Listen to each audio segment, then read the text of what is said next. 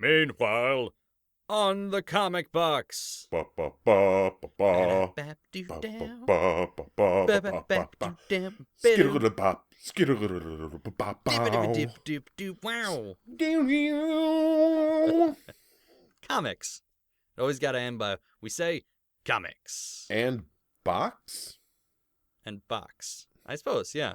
Yeah. Hello, everyone. Welcome to the Comic Box, part of the Geek to Geek podcast network. I am Rob, your friendly neighborhood comic geek, and I am joined once again by incredibly popular demand. Joined by Liam O'Rourke. Hi, Liam. Hi, Rob. Thanks for having me. Yeah. We got to come up with some sort of nickname. I mean, I know I've called you the bearded monstrosity. It's true. But I'm just one of those people that nicknames don't seem to really stick. You know? And I've got a unique name, so people just generally call me Liam. I'm okay with that. Yeah. Well, welcome back. Yeah, thank you. This is our 2017 preview episode, so we are going to run through some of the things we are most excited about for 2017. Last year, I did my year in review where I talked about some of my favorite comics, movies, and TV shows related to comic books from 2016. Liam, I'm sure you listened to it twice and took notes. Oh, more than twice. I have memento-style tattoos all over my body. Good. I'm glad. But before we dig into that, I want to talk Weekly Geekery. For those who do not know, this is the segment I stole from our mother podcast, father podcast, parent podcast, the Geek to Geek Rob, podcast. It's 2017. We don't need to make those distinctions anymore. That's fair. That's fair. So the parent-like loaf that is the Geek to Geek podcast. They have a weekly geekery segment where they talk about the things they geeked over that week. And this is the only section of the show where I ever plan to talk about things not related to comic books. Ooh. But Liam, I'll let you go first. What have you been geeking out about this week? It's really been about video games and pop vinyl things for me. I haven't really watched a whole lot of stuff that's real fresh. My buddy and I have been watching Vikings, and we're almost very current. I think we're about 2 episodes back now. How is that? Oh, it's great. It's a very addictive show. It's something that I had vague interest in and surfed through the channels. Put it on just for a few minutes, and then my buddy and I ended up watching 4 episodes that night, and we've just been dedicated to getting through it since then. So is that whole thing on Hulu?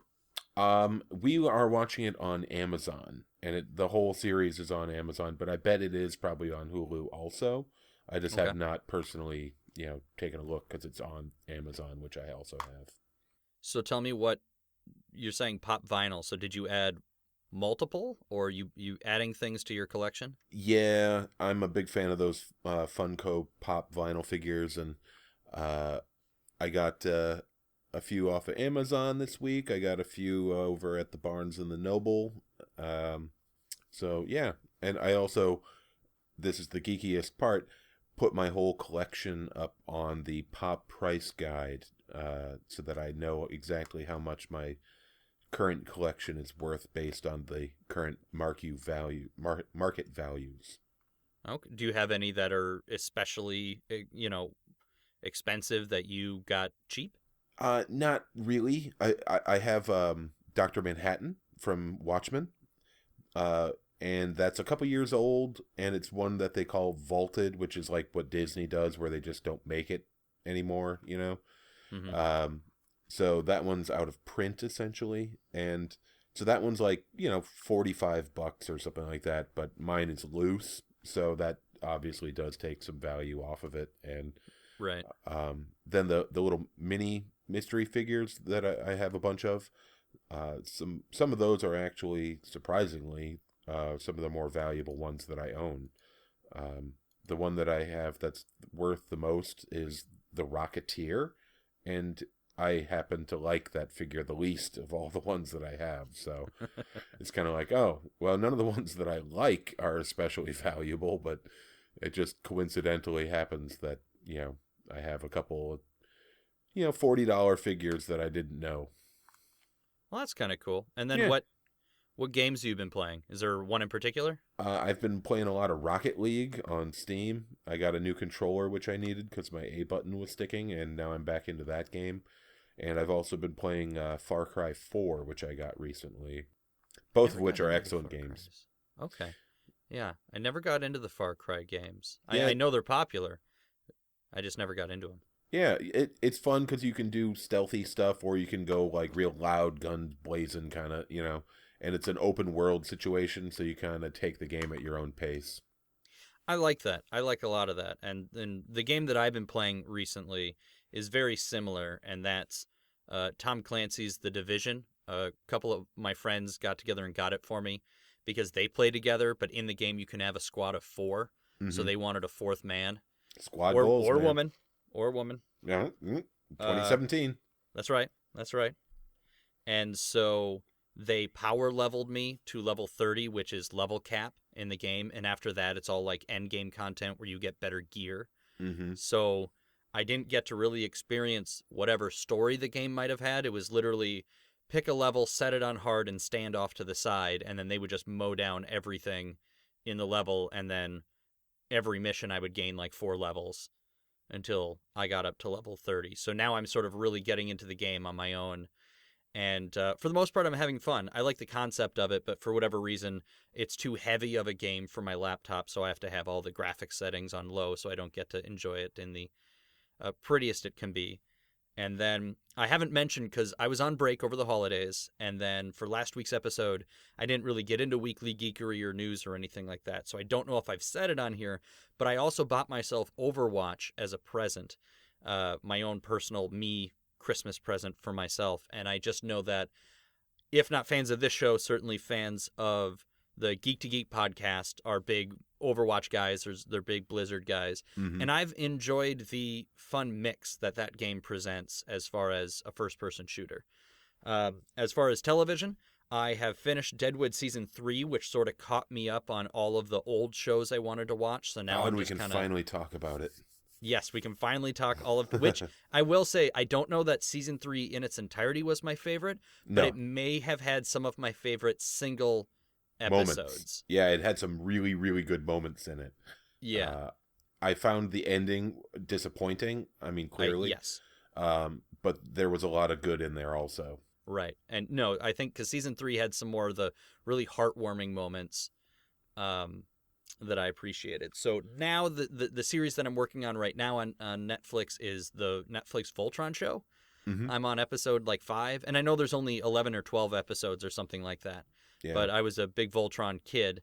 Yep, me too. I can't really remember much of the cartoon. I have one DVD set, and I feel like I started watching it, and I just kind of checked out. I also have one, and did pretty much the same thing. Watched a little bit, and then was like, oh, yeah. That's right, yeah. We liked the idea as a kid. Yeah. I watched the whole thing on TV when I was waiting for the bus in the morning before school. So I loved Voltron, but yeah, watching it as an adult is a little harder to do. Yeah, but I will say I got back into just the idea and some of the mythology again when the comic books started coming out back in 2000. I'm going to say the early 2000s. There's been Voltron series back and forth owned by different companies. I am specifically, I believe, talking about the run published by Devil's Due Comics, which I don't even know if they're around anymore. And they never finished it, I think. Like, they got to 10 issues, and it was like going to be an 11-issue series or something, but they didn't get their last issue in, and then it only exists as part of this full series set. They never published it as a single issue. So I have the rest of them, and that was frustrating. And then they started a second Voltron series, I think, and I got it mixed up because I didn't know which issues were for which series, as like Transformers was doing that for a long time, where it was just kept starting different series under different titles, kind of, or different companies got the rights. But I really enjoyed it because it talked about that mix of magic and technology, and just as far as nerdy stuff, like the basic is, oh look, it's 5 little robots that make one big robot, like how cool. Yeah. But when they tried to build a story, I enjoyed it, and I feel like this show is doing it. Plus, I love the cast. Like, I started recognizing voices, and I looked it up on IMDb. Yep. What an amazing cast on this Netflix show. Yeah, it's good. It's good. They do a good job of throwbacks to the original, but not a total direct, copy and paste. Right. So, And there's just enough of that sort of sense of humor that was in yeah. that show, which I'm not a huge fan of, so I sort of put up with that to get to the rest of it. But anyway, I'm watching that. As far as listening, just to run through all the stuff I've been doing. Listening, I finished the Lock and Key audiobook, which is literally, it's a full cast, and I think their biggest name on there is Haley Joel Osment, who plays Sam Lesser, who's one of the killers, one of the original bad guys, I guess, if you will, but not the bad guy of the story. And it sounds very much like it's just the cast reading the comic book to you. Like, all the lines are the same. There's an omniscient narrator that sort of explains to you things that you would have to see in the comic book. Voiced by Morgan Freeman? It wasn't Morgan Freeman. Oh, missed opportunity. I won't say it was awesome, but it wasn't terrible either. Personally, I think I would have liked it better if it had been intentionally rewritten for an audio format. I know that's not the point. It's meant to be an audio comic book or audio graphic novel sort of thing. But some lines that work really well in print just don't work well when they're read. And then I think some of the actors didn't deliver the lines the way, in my mind, they were meant to be said, or the way I read them. Obviously, there had to have been a voice director there while they were recording, but it's just there were times where I was thrown off by the way it was done. But I guess that goes for everything. I felt that way about some of the DC animated movies, like the Batman Year One, and I was just thinking about the Dark Knight Returns. Where the way that he delivers some lines, you're like, that's really not how I read it in my head. But they made a choice and they ran with it. As far as reading, I finished reading all 4 volumes of Deadly Class that are available.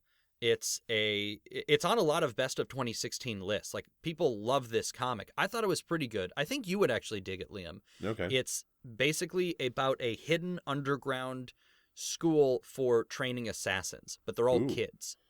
So, and each of the kids are like the children of mob bosses and stuff that get sent to this school to learn how to be killers. And the main character is a kid who's on the streets, and then he gets picked up and gets free admission to this class. And so it's sort of all of their other adventures. It's not as Harry Potter as it sounds. It's not like, we're in school and this is what happens in our day-to-day classes and big adventure. See, I was thinking it sounded a little bit like Wanted, but I was like, ooh, that sounds good, actually. That sounds like something I would enjoy. It's more about what they do on the side, like trying to get their own petty revenges on the side and that sort of thing. The 4th volume focuses more on what happens actually inside the school, and I'm not going to say anything more than that, other than how do you think kids graduate? It was good. It just didn't make my best of 2016 list. But I read all 4 of those on Hoopla, and so I'm going to be looking for another series on there. And then finally, the last thing I have on here is, and I can say we here, and I'm going to preface this, Liam. I don't want to get into this on this podcast. Oh. We went and saw the new Underworld movie. Yeah, we did. And it was a laugh riot. That's all I'll say. The funniest film of the summer. By far the funniest of the series. No, we need to say it's the funniest film of the summer because it came out in January. That gives you an idea of this movie. All the best movies come out in January and February. We know that. Especially horror-themed movies with vampires in them. January. Why would you want to put that out in, I don't know, fall for whatever reason? The point is, we need to start a second podcast because we have, and we did have, because we went out with friends afterwards and got some food.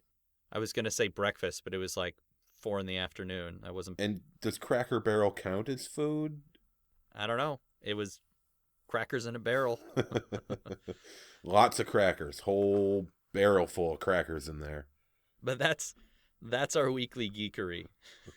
We've already taken up so much time just talking about this week. Half-hour podcast, right? Yep. Yeah, sorry. Well, all right, so it's going to be a 3-hour podcast. That's fine. I have the time. I was on break for a couple weeks. I should have server space. All right, so let's very quickly blow through some news.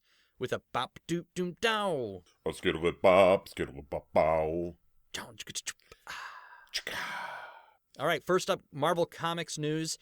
This came through this past week. We are going to get a new Defenders comic book with the exact same roster as the Netflix show. Yay, synergy. Yeah. Sometimes I really hate it when they do this. Yeah. Because it means they completely uproot whatever's happening in the books themselves. Like right now, in the Jessica Jones comic book, which is new, they're on issue 4 or something at this point, her and Luke Cage, who in the comics, I guess spoilers, no one knows what Netflix is going to do. In the comics, they're married but sort of separated and have a kid together. And Jessica Jones has taken the kid, hidden it away from Luke Cage, and run off and was like in jail and stuff. We're finding out why it's all this. She's doing this deep cover thing for Captain Marvel and S.H.I.E.L.D. and that sort of thing, but Luke Cage doesn't know. But the whole point is, like, they're upset at one another in the comics. They're married and have a kid and are still sort of estranged. I don't know how they're suddenly going to be on a superhero team together. Yeah. Unless somebody forces them to do it. But I guess, okay, like, I get it. And I don't really read Iron Fist or Luke Cage or Daredevil comics. Yeah. I really couldn't tell you that's not going to mesh with what they're currently doing in their own comic books. But that's happening, and it's not based on the Netflix series. The Marvel proper is adjusting so it fits the MCU stuff again. Yeah. In Marvel movies, and I love this, I just saw this before we started recording, Deadpool 2 will see the return of fan favorite character Dopinder, the taxi driver.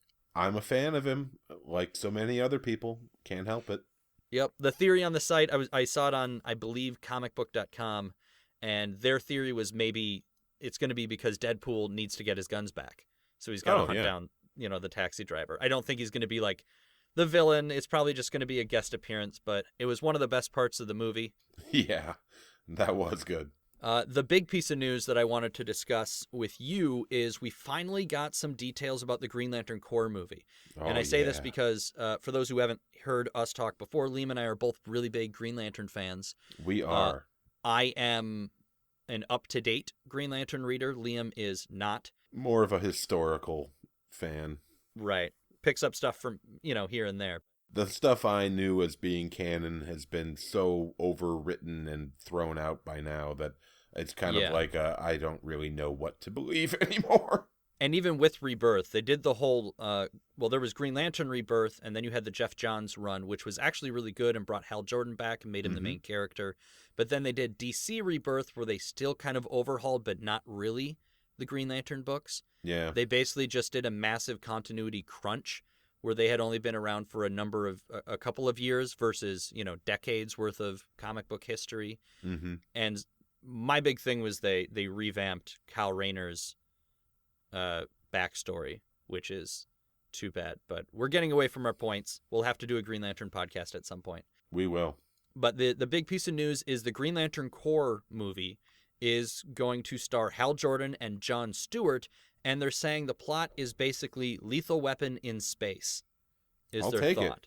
So I think the idea being Hal Jordan is the wild and crazy one, where Jon Stewart being the, ex-Marine is going to be the real hardline kind of guy. Yeah. But it might, if they're going for comedy again, I guess, maybe they're trying to do another Guardians of the Galaxy, sort of like Suicide Squad seemed like a failed attempt at their version of Guardians of the Galaxy. Yeah. Maybe that's what this is. Maybe. The other piece of news was that it's going to be co-written by David S. Goyer and Justin Rhodes. Oh, no. Rhodes is pretty new. He's written scripts for Unmanned, Grassroots, and Contract Killers. I have not seen any of those. But Goyer is both famous, infamous. Take it away from him. They give him everything. When your child burns their fingers on a hot pan, you take them out of the kitchen. Like, come on, DC. Isn't it more like taking the hot pan and smacking people in the face with it?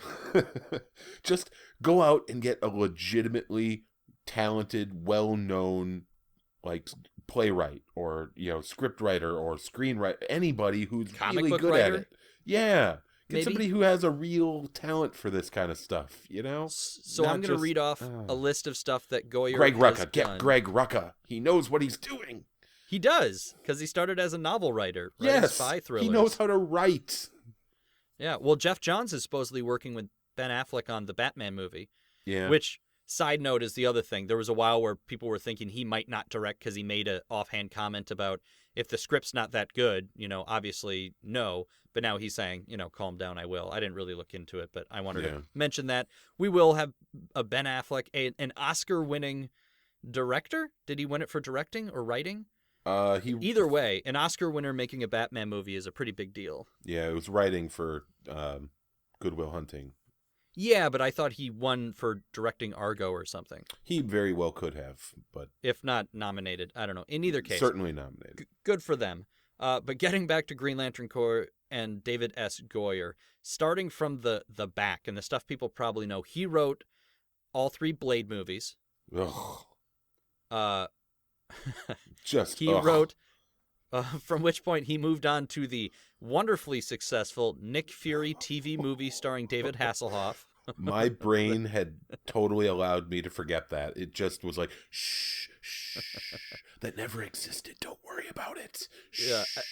As far as TV, he helped develop the Blade TV series, which I never saw. Oh, well. And the Constantine. You helped develop that. You write your own ticket from there on.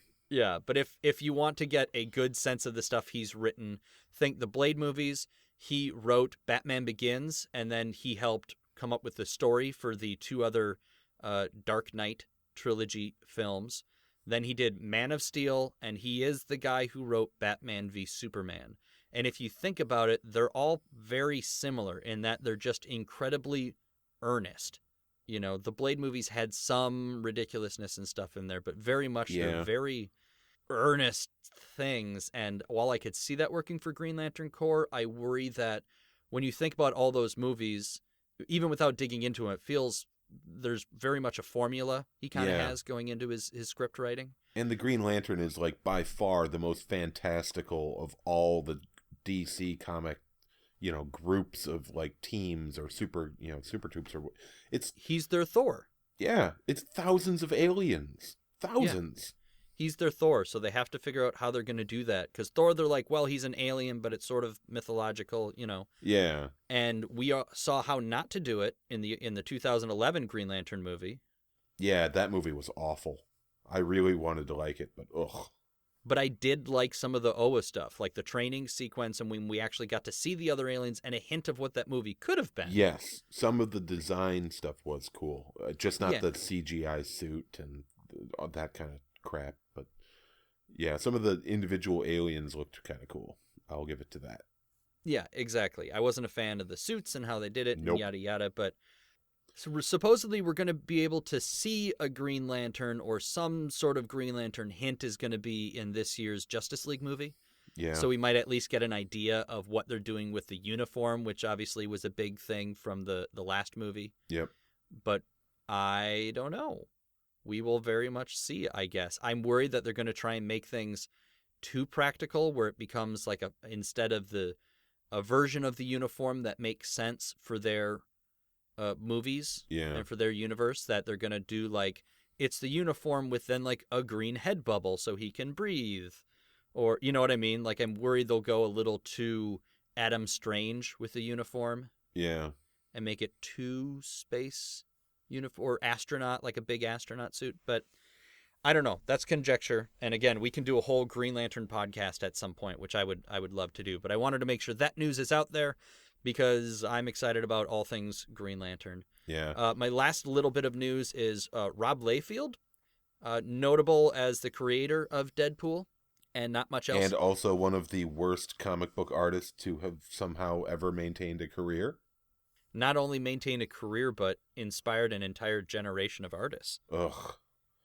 Just look at his hands. Hands and body proportions and pouches everywhere. Just, ugh. And feet. Yeah. So he was the guy with the big muscle bound. Everybody has hair, spiky sticking out through the tops of their masks, even though that doesn't work that way. Nope. Everybody has gritted teeth all of the time and ridiculous muscles, huge guns, impossible proportions, especially on women. And pouches. That's right. Apparently he has signed a massive, I think he said 6-figure deal to bring his Extreme Universe comics to film. He struck a deal with a Chinese film production company, I think, to make Extreme Universe movies, and that was things like Brigade and Blood Wolf, where wolf is spelled WULF. So there's that exists as a thing. That exists. Let us speak of it no more. Maybe they'll only release those movies in China. Maybe. That would be wonderful. Then we'll never have to see them. Maybe he'll just move there, and then we'll never have to see him again. He'll do really well in Hong Kong, and we'll never have to see him. Or his pouches. Godspeed, Rob Layfield. Godspeed, pouches. Shall we move on to the poll list? Sure. All right, go ahead. Give me a nice quick. Wonderful. The poll list is where I say what I'm planning on reading this week and sort of give you guys an idea. On our normal episodes, I recently, right before the break, I started a new format where on the poll list I mention what we're going to be reading the next week, and then it's the book that we're going to discuss, and usually a topic related to that comic. For next week, however, I think I'm going to be talking with Void from the Geek to Geek podcast about the Batman Telltale series. So I'm not going to assign a book, but I'm going to tell you guys what I'm reading. I have pulled Black Magic off of my shelf again and intend to read that. I called it the best trade paperback of 2016. It is a Image comic by Greg Rucka, and there's that name again. Oh no, I just brain farted. It's not Liam Sharp, Nicola Scott, one of the two artists on Wonder Woman, who actually just wrapped up her arc. I guess she's done drawing for Wonder Woman, which is a shame because she is a phenomenal artist. But I called it my best trade of 2016, so I'm going to go back and reread that and make sure it was actually, up to snuff. The best trade of 2016 like I thought it was. And then I might dig into Hoopla again, try and find another new title, something that I've heard is good, or I might dig back into my own archive of old stuff and rediscover an old favorite. I'm not really sure. I'm trying to think what would be good for you guys to read with me. I might go out there and see what sort of trades exist for the Marvel Annihilation event, since in a few months we're going to be getting into Guardians of the Galaxy 2, and Annihilation is sort of the event that led up to the creation of that version of the Guardians of the Galaxy team we saw in the first film. But in any case, I'll think on it, and I'm sure I'll have it for next week. Is there anything you are looking to read comic-wise, Liam? Anything you're still working on? I am still working on that Swamp Thing that you lent me, the Alan Moore run. I did buy the third book in the John Carter of Mars, or the Barsoom series. I bought that book recently, and I'd like to start that. But that's about it for the docket for reading next week. Cool. Okay. And that is it. That's it for our poll list. So I'm not going into regular weekly reviews. I've been doing my best to keep up with my weekly readings and such. But that is not what we're here to talk about. We are here to talk about 2017. Topic of the week. Bow. Thank you. You're welcome. Let's start with the big one that I think most of the listeners, I have come to the realization that most of my listeners are like Liam. They're more casual comic fans. They'll read comics if you loan them to them. Otherwise, maybe they just like the movies. So we're kicking it off with comic book movies of 2017. I think the best way to do this is I will read through the list with their release dates. These are the U.S. release dates, so I apologize to any of our overseas listeners. I know the dates are slightly different. I don't apologize. Well, some of them are even in different months. Like some, if anything is close to the beginning of a month, sometimes it actually is releasing earlier in overseas markets in a completely different month. But they should still be in the right order, obviously. They're not that separated. But what I think we're going to do is read through the list and then just tell me which one you think is the one you're looking forward to the most, and we'll I already have that know. Conversation. Well, let me read through the list anyway. Well, Liam. okay then, Rob. Well, fine. We're going to start next month in February. First up is the Justice League Dark Animated movie. So that's going to be the direct-to-video one. I'm sure there's probably going to be a couple DC animated features, but that's the one that I know of. And I keep seeing it being missed on comic book movies that are coming out, and I think that's unfair because I think DC does a good job with animated. That's February 7th. February 10th, we get the Lego Batman movie. March 3rd, Logan. May 5th, Guardians of the Galaxy Volume 2. June 2nd, Wonder Woman. July 7th, Spider-Man Homecoming. Birthday. Oh, that's your birthday? That is my birthday, yes. Oh, well, happy birthday several months early, I guess. And then the last big one of the year is October 27th. We're getting Thor Ragnarok, which for whatever reason I thought was going to be sooner. I guess they bumped it for Spider-Man. Maybe they did. I guess they'd probably be really excited to have Spider-Man like back amongst the fold, so I could see why they might do something like that. I feel like that movie had to have been made really quickly. Yeah. Yeah, it doesn't seem like it was that long ago that they were announcing him as like the Spider-Man. Yeah, well, Civil War just went up on Netflix like a week or two ago. Yeah. Couldn't be more than like a year and a half. Yeah, so hopefully it won't, seem too rushed. The way Marvel usually does it is, even if their scripts aren't amazing or whatever, it's the performances and the actors. They always hit it right on the nail on the head there. I did get to see a trailer for it, and I thought that looked pretty entertaining. Mm-hmm. And Michael Keaton is the Vulture. I had forgotten about that for some reason. So yeah. Well, it took a while. You knew he was going to be the villain, and they kicked around who was going to be the villain or what role he was going to play, and then they finally went and did the full reveal of him as the Vulture with the robot vulture costume and that sort of thing. Yeah, but the real question on my mind is, will Paul Giamatti be the Rhino again? Well, no, because it's a completely separate Spider-Man series. But they could bring him back in. They could just be like, you know what, he was really good as that. It was amazing. He soiled his robot. He tarnished his public image to be this ridiculous character, so we are going to give him all the money in the world to do it again. I was talking when Fletch was on the show right before Christmas. We recorded and we're talking about Michael Keaton, as the Vulture, and just how Spider-Man's villains are all animal themed. And we were talking about the Rhino, and I was like, well, if we're having everybody in robot suits and stuff, how about the kangaroo? Now, do you remember the kangaroo? Vaguely. I think I've seen it in some list of the worst characters ever or something like that. It's deep cuts. I mean, there's worse. I think the worst would probably be Grizzly Bear, because that's actually a dude in a giant teddy bear costume. Yeah. Or Grizzly. Maybe he was just Grizzly or something like that. Kangaroo was just an Australian dude who could jump really high. I don't think he had robot legs. You mean Stiltman?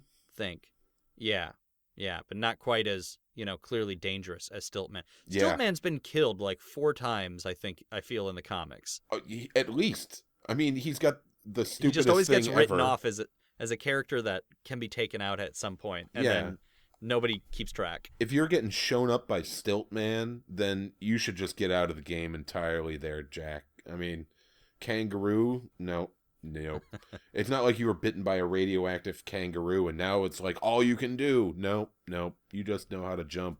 I need to loan you Nick Spencer's Superior Foes of Spider-Man. I think you would absolutely love that book. It's all D-list Spider-Man villains who decide to form a team. I would totally love that. Yeah. And they are awful. Yeah. I need that. Awful at it. I need that now. So, comic book movies of 2017. What's your top pick? By far, it's Logan. Yes. Far and away. Yes. I'm excited to see Guardians 2 because I think it's going to be great, and I'm a huge Marvel Cosmic fan, so I want to see what else they introduce. Yep. I hope, against hope, that Wonder Woman is going to be good. Me too. Obviously, Spider-Man, everybody's excited for Spider-Man. I could really care less about the Lego Batman movie. Yeah, I'll see it, but I'm Or I could not. Yeah. I could not care less. I should be fair. It bothers me when people say it that way as well. I could not care less about the Lego Batman movie. But yeah, just from the trailer for Logan, I'm already on the brink of tears watching that, and I'm I need to see this movie right now. Yes. Part of it is that I've also, really been a big fan of the song they use in the trailer, the Johnny Cash version of Such a good, yeah. Now, see, and that's the thing, and I guess I can't say Marvel in general because Logan is part of the Fox properties, which is Fantastic Four and X-Men, but at least they're paying attention. Well, I think comic book movies in general are really paying attention to music. Yes. I think it started very, very clearly with Iron Man, yep. where And when I say music, I mean purchased music, because Yeah. none of these movies have themes you actually recognize. Yeah. The actual orchestral theme. Like, I think people would recognize the Nolan Batman theme at this point, but I think it took 3 movies for that to catch on. Yeah. Because it's just blah, blah, dup, dup, dup, dup, dup, dup, dup, Yeah. Though, to be fair, I think Wonder Woman might have a more recognizable theme, but it's less a theme and more a hook. Yeah. Yeah, definitely. Just that Wonder Woman. Yeah. Well, not the movie. The music that they had in... Anyway, but yes, because Guardians of the Galaxy clearly was like, hey, here's an idea. Use music that makes people nostalgic. Yeah.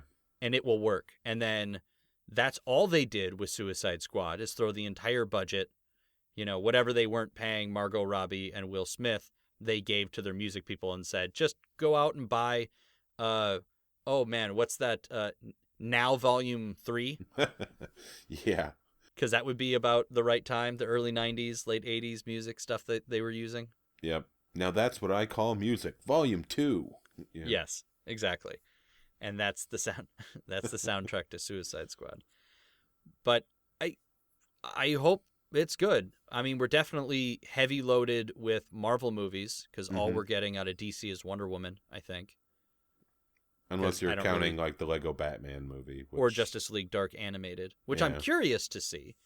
Especially now that the animated movies are sort of in their own universe now. They're not individual anymore. Yeah. Each one is sort of in this built universe. They started with like the Batman and Son, and then, Batman versus Robin and Bad Blood and that sort of thing. So I'm cool with that. I like that on any front, that they're like, this is our animation style now, and and if they're original movies, then cool. But yeah, I think far and away Logan. I'm really interested. I think Thor Ragnarok is going to be a very different Marvel movie. Because it's, as I understand it, a road trip film, essentially. Yeah.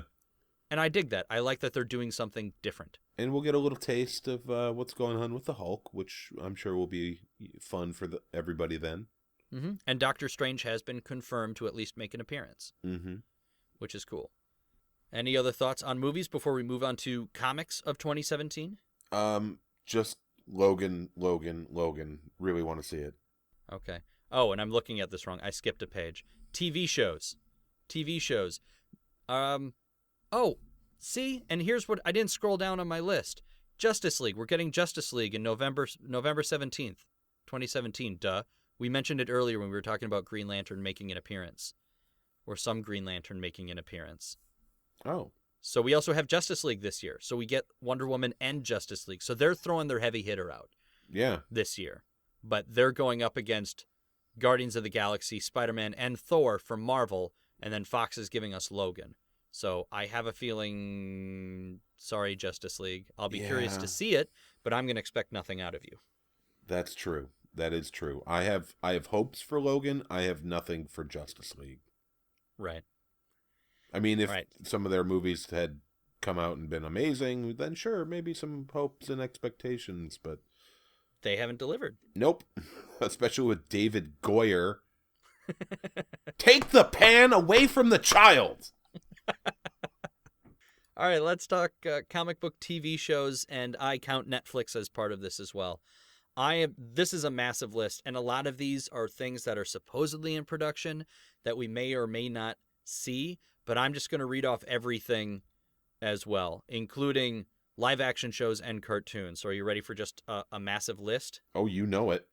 Okay, so we got Riverdale on the CW. We know this is here. This is the TV show based on Archie comics. Yeah. But the updated version of Archie comics. Yeah, they it just seems like it's got a Archie. twist to it, so I might actually check that one out. Looks like a murder mystery or something. Yeah.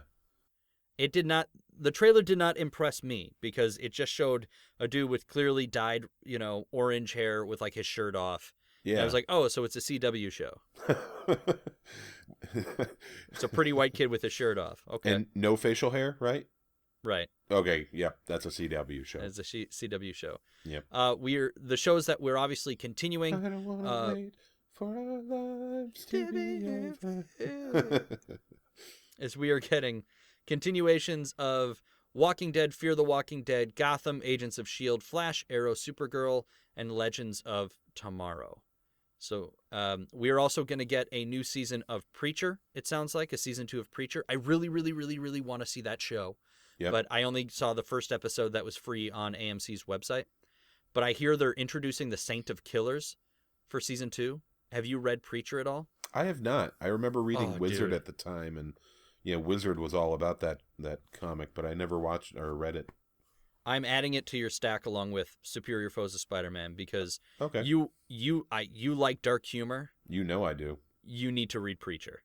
Okay. Like, it is not for the faint of heart or for people that, Yeah, I know cool Ray has talked about it being good, and Ray and I have a lot of similar interests in that realm, so sure.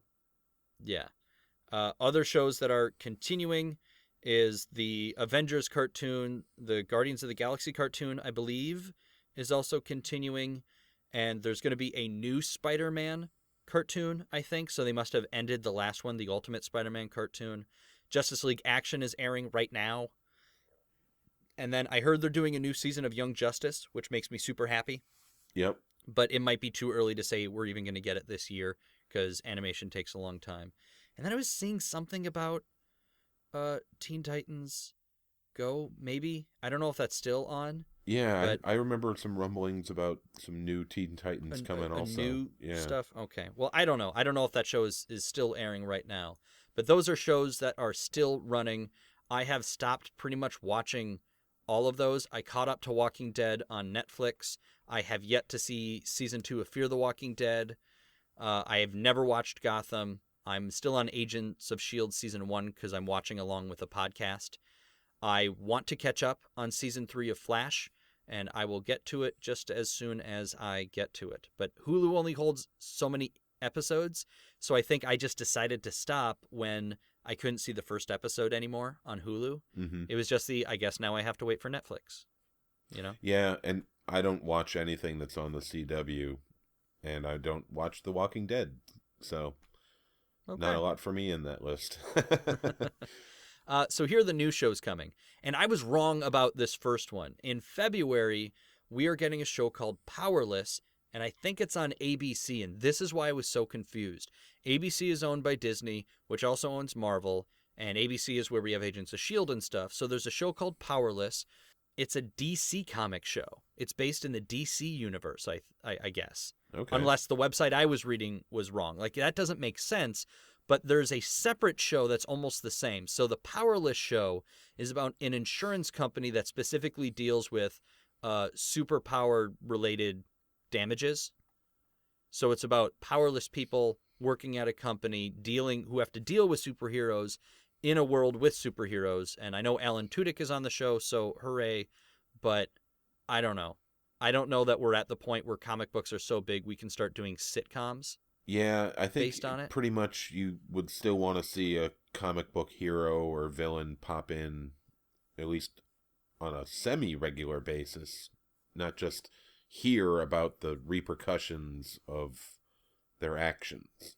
Right. Yeah. And now I could have sworn there was a comic book that was that, and I thought it was Marvel, which made me think that the show was Marvel, but that's because there's another show that is, I guess, in production, or they're ordering a pilot or doing a pilot that's for Marvel, and it's called Damage Control, and it's based on, again, normal people in a world full of superheroes, but they're a cleanup crew after superhero fights.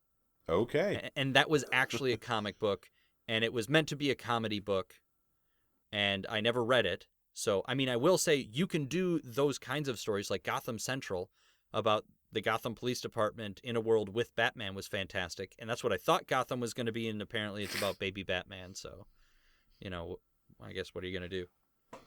Yeah. Also in February, we're getting Legion over on FX that supposedly takes place in the X-Men universe.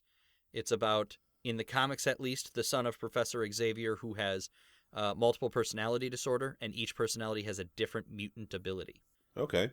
So it's a guy who is, certifiable, major mental health issues, and one of the most powerful mutants ever kind of thing. I've seen the trailers. It looks trippy, but I can't say whether or not it's actually going to be good or not. I just can't trust X-Men things right now.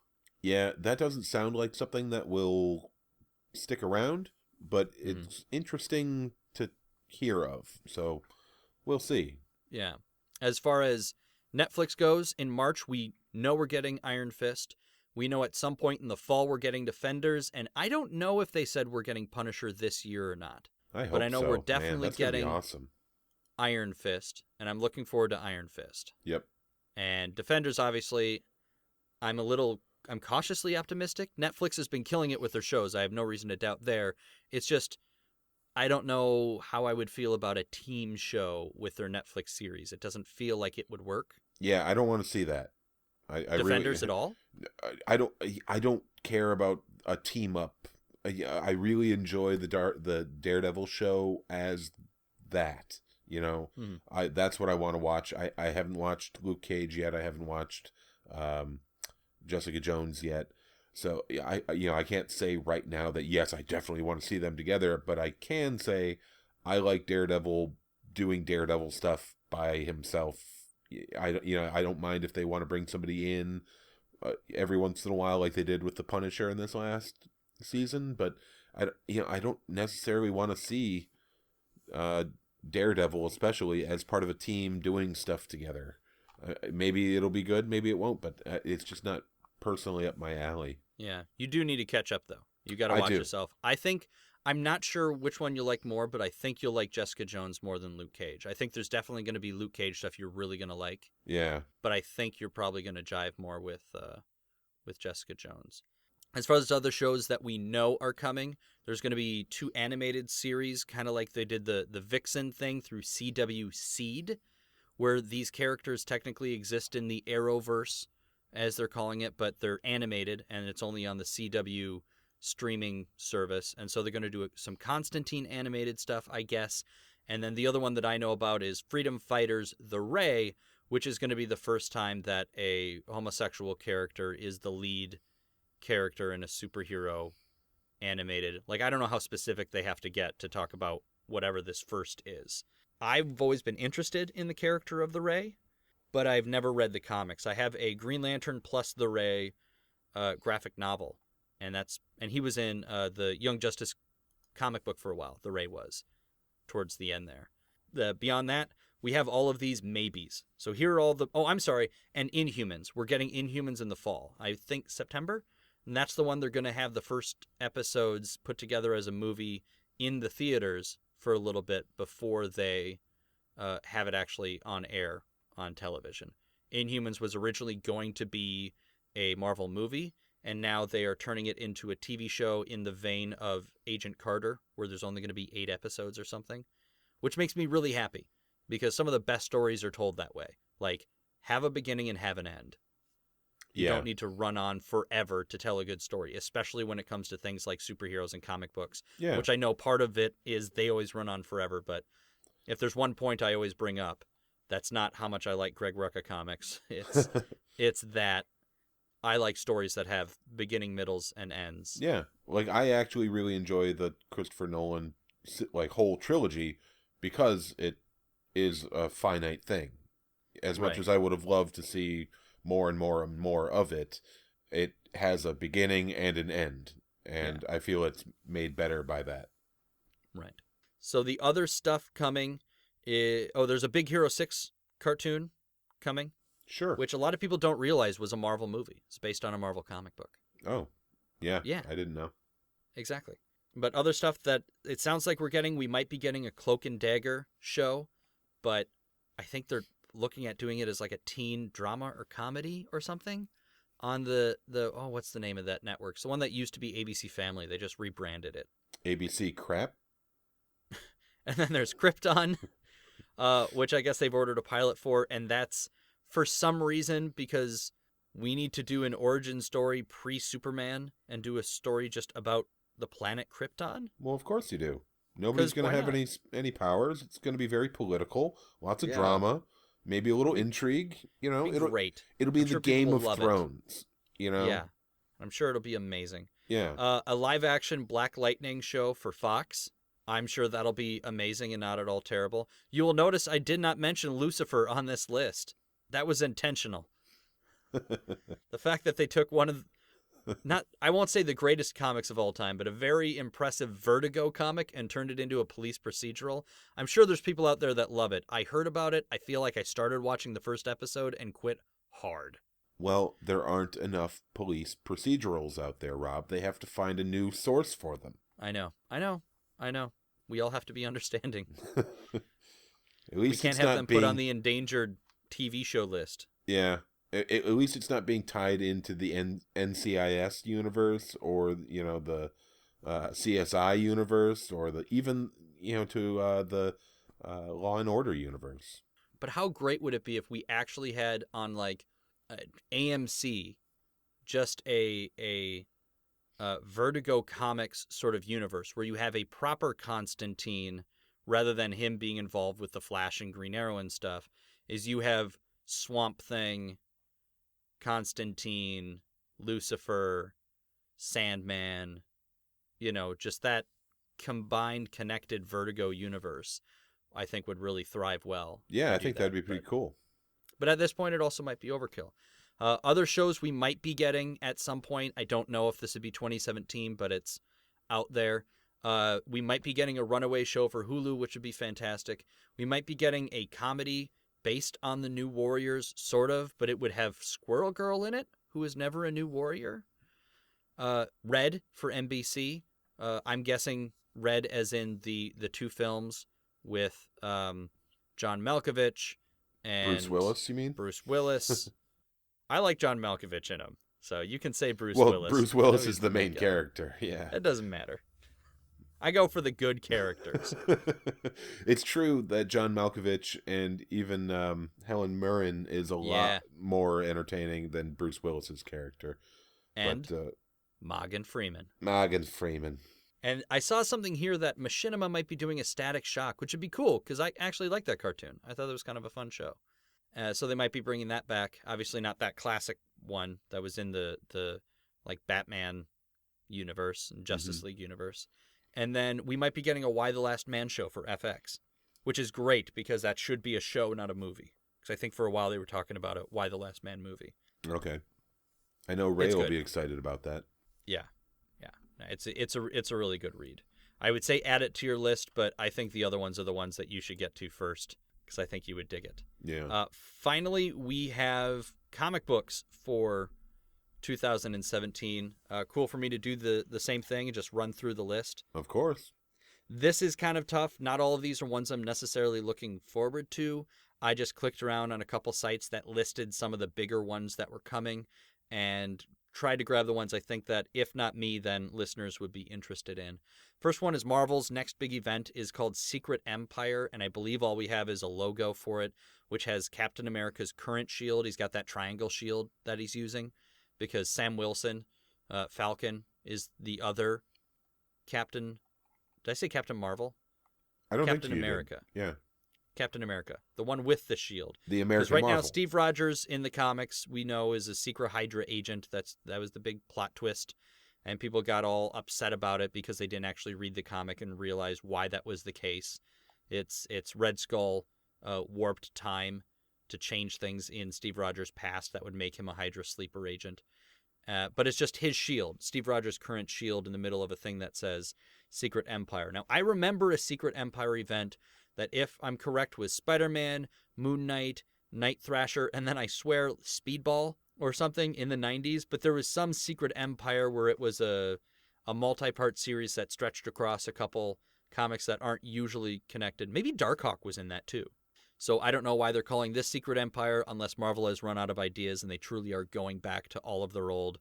I mean, they redid Secret War and they pulled another Civil War. So maybe they're just going to go back and start pulling the names of old events and just throwing them out there again. But I know if you're not a current Marvel reader or comic reader, really, this holds no interest for you. Yeah, sorry. Yeah, no, that's fine. This one possibly, though. It sounds like we're getting a John Wick comic book. Yeah, I would at least check that out. I mean, John Wick is awesome, so. Yeah, I saw the movie this month ago, 2 months ago. I went out and bought the Blu-ray. And I was really impressed. I really enjoyed it. So I'm looking forward to the next one. It's just a nice, fun, well-made action movie. And I like that there's world building in it. Yeah. but I not really a like ton. Ian McShane and his whole organization thing that he's got going there, you know? Right, and that's my hope for the comic book, is that maybe they'll flesh out that world a little bit. Yeah. And so long as the people behind the movie are actually involved in that plot, then we're not going to end up with all the weird stuff like, for example, Underworld, where the comic books were written and then completely retconned by the movie themselves. Yeah. So you didn't actually flesh out anything, you just confused your fans. So Yeah. I'm hoping that if And John Wick took their does that, money. that'll be the case. But I'm always a bit wary of comics based on movies and movie properties. Yeah. Sometimes they're good. I don't know. I know there's Back to the Future comics and Bill and Ted comics, and I usually try and pick up Escape from New York stuff because I think that translates pretty well into a comic book. Yeah, that would. But nothing has wowed me where I was like, yes, this is exactly what I wanted more of after seeing a movie. Next up is Watchmen. Jeff Johns is returning to writing. Right now he's the senior creative officer or something, chief creative officer for DC Entertainment. So he's been helping make the movies and TV shows and everything else. Obviously, he's the guy who wrote Green Lantern Rebirth, Flash Rebirth, and then obviously worked on DC Rebirth. But now he's working on sort of things that came out of that big event where we're learning that it's possible Dr. Manhattan is the one that created this current DC universe as they roll the Watchmen property into the DC universe proper. Okay. Now, I know you're a Watchmen fan. I am. How do you feel about that? 'Cause DC's been doing this. Well, to be fair, DC's been doing it way since they acquired Captain Marvel from Fawcett Comics, character now known as Shazam. Yep. And then when they got like Blue Beetle and The Question and Captain Atom from Charleston Comics. So it's not a new thing for them to roll other properties into their main universe. But Watchmen has always been sort of its own thing, partly because their characters inspired by the Charlton Comics characters. I'm against it more for a puritist. Like, you know, it just... Watchmen is so good. It's a standalone work. It was done... Just keep the artistic integrity and keep it as a finite thing. You know, they came back a few years ago and put out some new Watchmen stuff. Before Watchmen, I think. Yeah, I read a little bit of that. Not very much, just a few issues here and there. And it didn't really grab me, and it certainly wasn't anywhere near what the original was. You know, it was a clear imitation of the original Watchmen. So I'm not for this idea. I can understand why they would want to do it, and from a continuity perspective, I can see how, considering the last time you see Dr. Manhattan, he's like, life is interesting. I think I'll go create some, you know? So I like, it would make sense from that perspective. Like, okay, yeah, he went and created some life, and that life evolved to be this like comic book universe with all these heroes and villains and everything, because that's what the universe that he came from was like, you know. So but and if you know your DC lore, the origin of the DC universe, which we saw if you were somebody who read along with Crisis on Infinite Earths with me, is the whole plot is one of the first Guardians, Kronos, seeking to physically see the first moments of the universe, and you see a large hand with the swirling cosmos in it at the birth of the universe and the Big Bang. So maybe we'll be told now that hand is... Because I'm trying to remember if in Crisis on Infinite Earths, if you find out that's the Spectre? Because I don't think it was the Anti-Monitor whose hand it was, but it ended up being, you know, I think somebody's in the story. Well, because in the DC universe, God exists as a character, even if they don't necessarily call them God directly. Like, I'm trying to... Yeah, each DC and Marvel, because I've read about sort of their hierarchy of power, because you have that the Spectre, you know, serves a higher power. Yeah, and he's like the spirit of vengeance, you know. Right, but then you have the Presence, with like Zariel from the Justice League, the JLA comics, the Grant Morrison run. So the presence is another representation of God in the DC universe. So there's a couple of them, but you also have Greek gods and Roman gods and, so obviously it's very confusing and you try and streamline it every once in a while. But at some point you have to be like, it's okay to have stories that don't all interconnect. Yeah, That's exactly. the beauty of comic books. Like, you can have your little Watchmen universe, and do crossovers from time to time, but it doesn't need to be, because they did the same thing with Wildstorm, where they brought in characters that were clearly Apollo and Midnighter, that were clearly analogs of Superman and Batman in this more hyper-realistic, setting, or whatever it was. I never really read them. That was my understanding. Yeah. And then you have them in there, so now we have Midnighter alongside Batman, and it's very weird. Yeah. I wouldn't want it personally. Yeah, I don't know that I'm going to be picking up any of it. No. I might read up on it because obviously people will write articles saying what's going on. Rat Queens is apparently returning with a new #1, which we were talking about a little bit before the podcast. Kind of confusing because I thought the last arc didn't really end, unless it did. Unless it did, and I suppose I could have just grabbed it before sitting down in front of the microphone, because I have, I think, the most recent ones where it might be we have more adventures to do or something. But like you were saying, you thought that they're still doing the college arc. I want to say maybe they did finish it, though. So maybe they were at a stopping point. But in either case, a new artist on board, and they're relaunching with the #1. So I don't know if that means that they're going to change up the team at all, but it's still the same writer-creator, so I'm looking forward to it because that's a good book. Yeah, as long as it's got that same sense of humor, then we're good. Mm-hmm. Mm-hmm. Other stuff that we have coming, this one I found was interesting. There's Commandy, or The Commandy Challenge. So Commandy, Last Boy on Earth, was a comic put out by Marvel? No, DC, years ago. And I never read it. It was never a thing that I was interested in. But apparently each issue of this Commandy Challenge is done by a different creative team every issue. So it's single issue stories, maybe, or maybe it's meant to be an ongoing. But every single new creative team has to continue the story from the last issue. And I think that's a really cool idea because you just get a bunch of people trading out. And part of this is for the 100th birthday of Jack Kirby. So I'm guessing Commandy was one of his creations or a thing. But I think that just sounds interesting.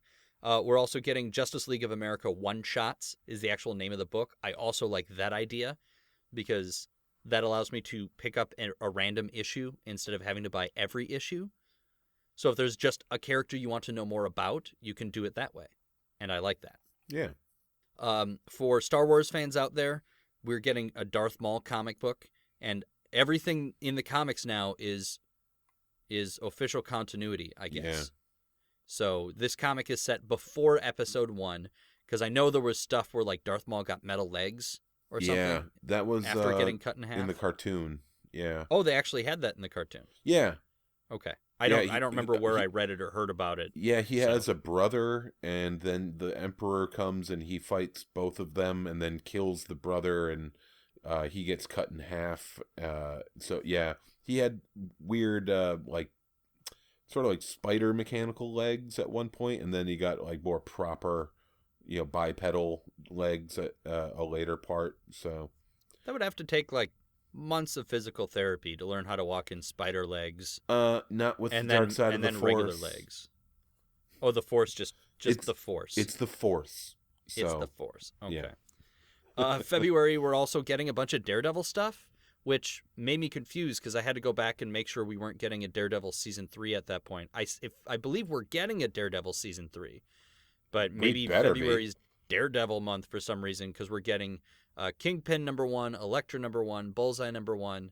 So unless he has to do with an event going on, but if you're a Daredevil fan and you want to jump in, there's some new stuff coming out. There's a book from Image Comics called The Old Guard, and it's a new book by Greg Rucka, so I'll obviously give it a shot at the very least. It is about a group of immortal warriors who work in the present day as mercenaries. Okay. So why not? Yeah. We're getting a new Iron Fist comic in March. Oddly enough, the same month the Netflix series is coming out. So that's just a coincidence, though. Oh yeah, Yeah. It's not planned or anything. Why would they do something like that? So it'll be interesting to see how much they're going to change the character to reflect the show. Because again, it's the show is loosely based on the comic, and then the comic has to change to reflect the TV show and what the studio execs say need to happen, which is far different from, say, the top brass editorial in a comic book company. Like, they still have to protect the brands and say, no, you can't kill off this character or whatever, but I feel like the reins are held much tighter in television and film. Yeah. Yeah. Good. We're getting a new we're getting a new Batwoman comic. We're getting a Batwoman rebirth. In general, I'm a fan of the character. Yeah. But I haven't been reading any of the Batman stuff recently. No. So I don't really know. And then the last one that I have on here that's coming out at some point this year that I thought was interesting is American Gods Shadows #1. And it had Neil Gaiman's name on it, but I don't know if that means he's the writer or if he's just like the producer, because sometimes they have executive producers on comics now that are based on TV shows. And I think this is coming out around the same time as the television show. Okay. For American Gods. And it seems like, and again, all the description I read says is it tackles the world of gods old and new, and it's ongoing. And that tells me that if it's an ongoing comic, then it's probably not telling the actual story of American Gods. It's just exploring more of the world. Yeah. Yeah, it could be taking place before the book starts, because... Yeah, maybe. That's when, like, the American Gods would sort of be, like, becoming on their own, whereas the old gods are still there, and they're just kind of beginning their descent, So, yeah, I could see that as being a very interesting ongoing series. Yeah. And then as far as other books coming up in 2017, I made a very small list of ones that I'm looking forward to continuing to read that are still out. Books like Lazarus, the Green Lantern books, Green Lanterns especially. Silver Surfer, which was my favorite comic of 2016, which really surprised me, but I'm enjoying it. Black Monday Murders, which I'm also enjoying. Champions, and whatever's going on in Thor. They're starting this Asgard Shi'ar war as of this week, and then you have Unworthy Thor, which feels like it's going to get back to sort of the classic Thor God of Thunder stuff Jason Aaron was writing that I really liked. And I'm hoping maybe more of Black Magic, now that Nicola Scott is no longer working on the Wonder Woman book. Perhaps she and Greg Rucka will get back to doing some Black Magic, and that would be great. Things on my stack. We know your stack because I'm making it, and I'm forcing those comics on you. I'm hoping to catch up on Spider-Gwen. I've never read it. I've heard good things. The comic Invincible, which is going to come to a close this year, and that means I get to binge it. I know my library has most of the volumes, so that means I can just start from the beginning, and by the time I am caught up, the new and last volume will probably be out. And it's been going on. It's 100-some-odd issues. So it's been around for a while, but it's Robert Kirkman, the same guy who created The Walking Dead. It's his superhero book over at Image. And it's Image, which means you can kill characters and they don't have to come back. Okay. I've heard Vision was really good, so I'd like to go back and get my hands on Vision. And then I've heard All New Wolverine that stars X-23 is good. And then I just keep saying and then. I'm looking at my list. Why is my list so... I know. Why is my list so long? Checkmate by Greg Rucka. I just never got into it, but it was back when there was the spy organization in the DC universe run by Amanda Waller. And, I've heard that's good too. And Alan Scott, the Golden Age Green Lantern. And I want to reread Rachel Rising. And the last one I put on here was Annihilation again. Oh, no, I didn't. I also put James Robinson Storm. I got reading to do. Let's put it that way. I got stuff that I want to read, so I'll probably take all of you guys along with me and say, we're going to hell tonight. Or we're going to go read James Robinson's Starman, though I don't know if that's available in trade. I just keep hearing what a great series that was and that it sort of stood apart from the rest of the DC universe, and that's the stuff that I want to read. I don't want to read, 1990s, early 2000s X-Men, because you will be lost just reading one book, I feel like. That is true. Or anything from the 90s that was Spider-Man, because there was 18 Spider-Man books. You have to pick up on a very specific, story arc, or if anything. Yeah, very easy to get lost in the mid-90s to 2000s era Marvel anything. Right. Yes. So are there any comics that you are looking forward to or that you've always wanted to read and haven't yet for 2017? Old or new? Nothing's really popping off at me. If there's any more of the League of Extraordinary Gentlemen out there, I'll be sure to gobble that up when I can find it. But yeah, nothing that I'm like, really, really need to read. We'll just kind of see how the year takes me. Okay. Are you willing to follow along if I can get you copies or loan you if they're trades that I own, which I usually sometimes will do that just to make it easy on myself because then I know it's a trade that exists, that people can get their hands on. Yeah, of course. If it's good, I'll read it. I just don't really know what is good and what is not, and I don't want to go out and buy a bunch of stuff, Right. Well, there's things like Marvel Unlimited where you can wait for a deal where you can get a month cheap, or half price or whatever, and then you just go and you just binge comics. I know that's what Void and Beej, I think, are doing. Mm-hmm. Where, and I know Void in particular is where he went and got a subscription because he's like, hey, what am I reading? And I'm like, you're reading Silver Surfer, go. And I guess they only had 6 issues on there, which is a shame. But, hit up your library, get a library card because they have trades and you can always order things. I'll go get one tomorrow. Otherwise, what's that? I said I'll go get one tomorrow. Good for you. Show some initiative. I have a library card. I'm just completing the Simpsons reference that you started. When he gets the crayon removed from his brain, he's like, notice how I no longer said library or tamari. Okay. Yep. All right. Yep. I had to think for a second. When I say library, I am referencing the film Dead Man on Campus. Oh. Nobody knows that movie, Rob. You're the only one in the world who's seen that. It's such a good movie. They go to the bar and the drunk guy's like, the rule book's in the library. And he's like, you know where that is, don't you? Take me there. Take me to the library. The glazed looks I've seen creep across people's faces when you start talking about Dead Man on Campus. It's so good. Chill out, man. It's just water. All right. Anyway, well, I hope that I'll do that. I will definitely try and get you connected to Superior Foes of Spider-Man, and then definitely Preacher. And I'm sure you should be able to get Preacher at the library. Oh yeah. And I think Preacher's on Hoopla as well, which will allow you to read it on a mobile device via the app, or you can go to just their website and you could read comics via your web browser. And it's just you check it out from the library, and it's a digital copy, and it just reverts back after a couple of weeks. Okay. It's really snazzy. Yeah. I really like it. All right. Well, that's 2017. There's obviously a lot more, and boy, look at that time. Half hour on the nose. Right on a half hour. Beautiful. I like that we were both headed the same place. So thank you again for joining me, Liam. Thank all of you out there for listening.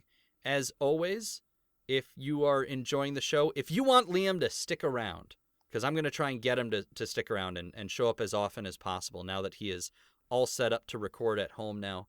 Oh, yeah. Star ratings and reviews on iTunes. Let us know. Let us know how we're doing. Mm-hmm. It is weird. If you're on iTunes, you have to search for the podcast as though you have never heard of it, and then it gives you the option to leave a review, which is silly and ridiculous. But it is really important. We like it. So star ratings and reviews. If you want to know more about other Geek to Geek Podcast Network shows, geektogeekcast.net is where you can sign up for updates on all of our different shows. You can find me on Twitter at Rob's Comic Box. I also have a second Twitter account, me personally, which is at Noby, at KNOWBY, where I write random jokes and non-comic book related things. I think I keep it pretty clean. I had to think about that for a second. I was trying to think if I swear at all on my personal Twitter. Just know that if you want clean comic book talk, that's Rob's Comic Box, not my personal one. No. You can also tell us what you think is going to be the biggest stuff out of 2017. What movie are you looking forward to? What comic are you looking forward to? And what shows you're going to watch? That is at reddit.com/r/geektogeekcast. And Geek to Geek is spelled out T-O, not the number 2. Geek to Geek. That one was already taken. There is a Geek to Geek, and I think it's a dating thing with the number 2 in it. Yeah. For people Yeah. who will professionally bite the heads off of chickens. That's correct. It's the traditional geek. It's a very small subreddit, but it exists. But it's there. Mm-hmm. But it's there. Yeah, but it's Geek to Geek Cast on the subreddit. Liam is there as well. I'm 'cause I all know up in that. You read it, because beyond that, we don't really have a way to find you online. You're on Facebook. I am. I'm one of many Liam O'Rourke's that exist out there. Surprisingly. Look for the one with the big beard. Your picture right now has you with a beard, I believe. It does. Well, I mean, you have the beard. I'm just saying it's not a picture of something else. It's of you. Yeah, my picture has me in it. Okay. Yes. Okay. So if you want to find him, I'm sure he'll friend you. Liam likes people. I do. They're delicious. And finally, you can email me at thecomicboxpodcast@gmail.com if you have a long diatribe that you need to unload on me, because you just can't handle how we are not looking forward to Justice League as much as we should. Take the pan away from the child. And that is it for this week. So we are closing the comic box. I hope you guys all come back next week. Liam, am I going to get you around next week? Sure, I'll be around. Maybe. Okay. And I think I might have, I don't know if I mentioned this while recording, but I believe I'm going to have Void on as well next week, and we are going to talk about the Telltale Batman video game, which I have heard good things about, but have not played myself. You and I have played the Game of Thrones one a little bit at your place. Yeah, I still that never one's went fun. through the rest of that game. Yeah. But that's pretty much my experience with Telltale, so I'm curious to hear how the Batman game is. Yeah. Because if you can be Batman, always be Batman. Of course. That's it. Closing the comic box. So until next time, we are going to go... Bow, ba, down, down, down. Bow, down. 2017. Got movies and comics and TV shows. Making bacon pancakes. David Goyer. You just really don't like him, do you? He just doesn't make good movies.